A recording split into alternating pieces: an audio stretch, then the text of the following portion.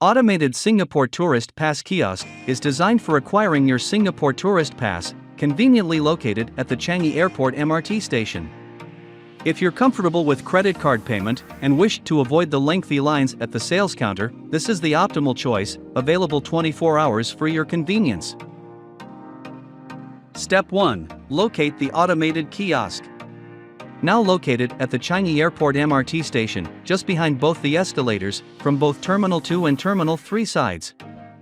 Step 2. Select your language.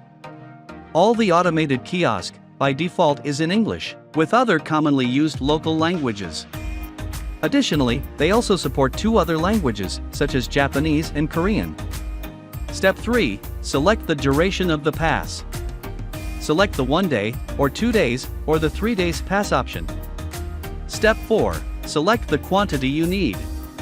Select the minus or plus option to indicate your quantity number. Then select the proceeded option. Step 5. Select payment mode. Once confirmed, review your selection from the screen. Select the mode of payment, either nets or credit debit card. Step 6. Paying with credit card. Tap or insert your credit card on the payment terminal. For my case, I try to tap on the terminal screen for several times, but it seems that it doesn't work. Hope it will be solved soon. Instead of tapping the card again, I insert the card into the terminal, and it works. Step 7. Processing screen. During the processing screen, you will be prompted to remove your inserted card.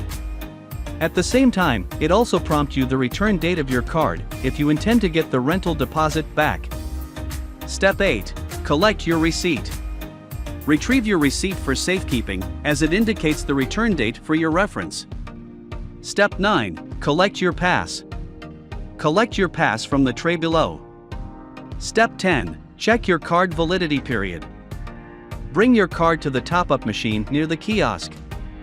Step 11. Place your card on the reading slot. Place your Singapore Tourist Pass on the card reading slot.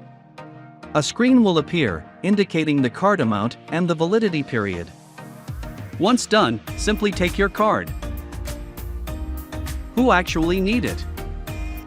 Quick and easy for those who prefer to avoid waiting and queuing at the sales counter. Perfect for introverts like me, who aim to minimize interaction during travel. Just remember, it only sells the Singapore Tourist Pass, and not the SG Tourist Pass or the Singapore Tourist Pass Plus. Also, be mindful of your card's return date if you want to reclaim your deposit back.